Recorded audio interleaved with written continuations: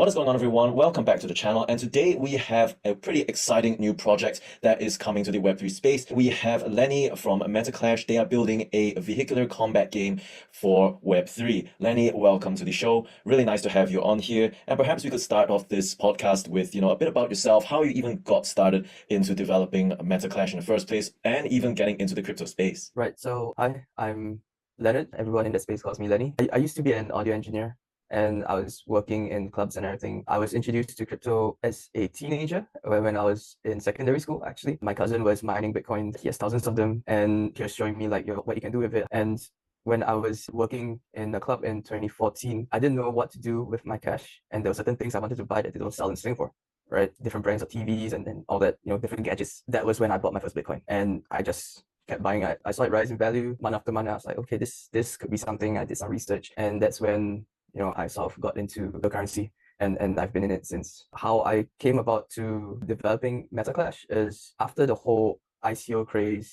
My co-founder and I, we got it Ethereum when it was about $100. After which we got into all these different ICOs, and back then the ICOs really boomed, like Chainlink, Aave, AGI, like a bunch of them, right? And we were looking for the next big thing. We got into NFTs in 2020 to 2021 or somewhere there. And we sort of figured like, okay, maybe we could do our own NFT collection. We can bring some of our own talents into the community because we used to do audio engineering. We can provide people like solutions, right, when it comes to audio and visuals. But then we saw Axie, and that really clicked with us, right? Axie, Crypto Blades, all those games.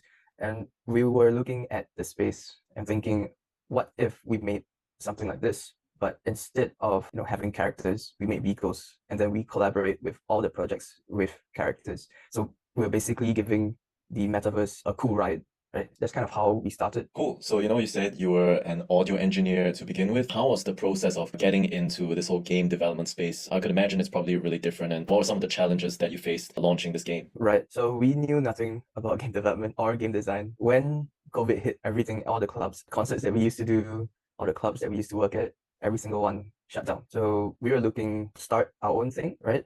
And because we didn't know how to design games or make games, even though we've been playing games for years, Geez, Ragnarok, things like that, it was a pretty steep learning curve. We picked up books. We started studying economy. We were from the arts. We had no clue, right? No programming background, no game design background. But I had friends, people who have game development background, and I reached out to them during COVID when after drafting out, what we think the game should be like, how we think things should flow, what kind of combat system we wanted. And then I gave my friend a ring, and he's like, oh, okay, you can call this other guy. He's still doing this. And we got in touch with our head game developer. He's in Malaysia. He's also self-taught, and just how we got everything started. Our team is basically all self-taught in a sense, like the core team. Cool. So a game built by self-taught developers, game designers sounds really promising. And obviously it seems to be that you have a really high quality of graphics that's going on from what I can see on your social. So that's pretty impressive. Do you want to talk a bit more about MetaClash, the game itself, and how it works, what players can expect? So MetaClash is a third-person shooter vehicular combat game. It's very similar to Twisted Metal. If anyone plays Twisted Metal, it's sort of like Rocket League with guns in a sense, without the ball, and you're playing PvP against other people. So you can customize your vehicles. You can bring up to 3 vehicles into the match, and you coordinate with your team which ones you use at which time, just to complete whatever tasks there are, depending on the game modes that you choose. Cool. And earlier on, you mentioned about how, you're inspired to get into this whole gaming space. So the other question, of course, would be, how does crypto play into this entire game? And, do you have play to earn or anything like that? Yes. So the crypto aspects, we have certain when it comes to play to earn, we don't exactly want it like every match that you play, you earn something. Of course, there will be in-game currencies that aren't tradable, and you can grind those up to a certain extent and upgrade your vehicle up to a certain extent. But the way you really earn is by competing, right? Like any other game, joining tournaments, joining events. There will be certain events that are NFT only, so you can mint your in-game assets as an NFT. Then you can join these events, or you can trade them on the marketplace. With the events, the top prizes could be NFTs, it could be ERC20 tokens. There are a bunch of things that we're planning. Cool. All sounds really exciting. And how has this bear market, the one that we've just been through, been for you guys? I'm pretty sure it's been quite brutal for a lot of GameFi plays. We sort of just kept our head down and kept developing. It was really rough because, even in the bear market, as a project that you want to fundraise and you want to market your brand, and that didn't quite go as well. So after a couple of months, we were like, okay, we're just gonna stop, because spending that amount of cash during the bear market, we would rather have a tight-knit community. So we kept our Discord really tight, and we stopped trying to get so much exposure without having the actual product that's playable yet. Cool. And you also talk a bit more about your community and your Discord, right? How's the feedback that you've been receiving from users regarding this game?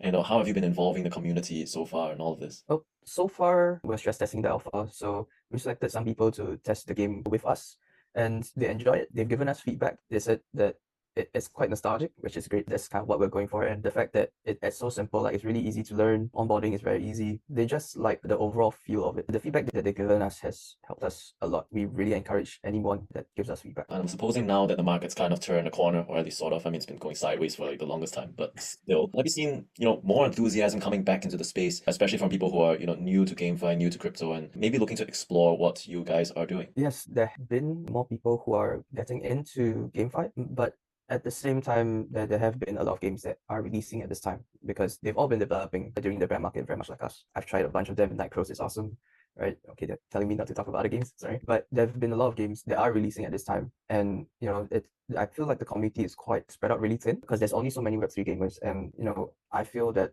we should be trying to get into the Web2 market. That's why all the games are launching on Epic Games. Some of them are trying to get on Steam, even though Steam isn't very crypto friendly. Yeah, I'm hearing a lot about all these GameFi plays now that, we have had a first generation of all these GameFi and people just bolting a DEX to a rudimentary game and calling it GameFi. We've had all that stuff. And now people are really starting to focus a lot on quality and the actual playability of these games. So actually on a more forward-looking note, right, what do you see as the future for this sector, not just GameFi, but crypto as a whole, or even the intersection of both? I think the metaverse thing will come back. It will come back together with gaming. So gaming should be the foundation of it, and then the whole metaverse thing, including AI, that would probably be the future because we've sort of seen the boom of all three already, but we have yet to see all of them working together. That should be the next thing. Yeah, that's a fair assessment, I would say as well. And, what are the things that players or viewers of this video actually can look forward to in the roadmap for MetaClash? What are the next few exciting developments that you have in the pipeline? Well, this quarter we should be having our Genesis Gateway mint 300 supply, our version of the Founders Pass in a sense. And then after that, we will be having the Genesis DAD, Digital Avatars of Destruction mint, and that's 8,000. So we'll be doing like the Genesis Gateway mint, and then we'll be having a closed alpha so that everyone can test and see whether they actually like the game before they mint the Genesis DAD and join us. Cool. So I'm seeing a lot of community engagement as well as, getting feedback and then iterating on it. Make sure that the game is fun to play, right? So rounding out the interview on a more personal note, what kind of advice would you have for people who are just looking to get into this space right now, be it they're developers or they're new players or investors in various crypto assets? I think a lot of people don't do enough research, try to get to know the team. And if the team doesn't seem to be, as interested in how good of an experience you receive, right? For us, we feel user experience is everything. And when it comes to Web3 games, user experience isn't just the game, it's also the token, right? The tokens, the NFTs, everything comes together as part of your community's user experience. So if they're not taking care of you, just when you're doing your research, things don't feel right, then it's probably not the best time to enter yet. Or you can just try to talk to them more. That would be the best. Yeah, amazing. So guys, that was Lenny from MetaClash, Digital Avatars of Destruction. Lenny, thank you so much for coming on today's show. It was really good having you on here. And if you want to check out what MetaClash is working on as well as their socials, links will be down in the description below. Once again, hope you found this video informative and interesting. If you liked it, do leave a like and consider subscribing to the channel. With all that being said, thanks for watching and I'll see you in the next one.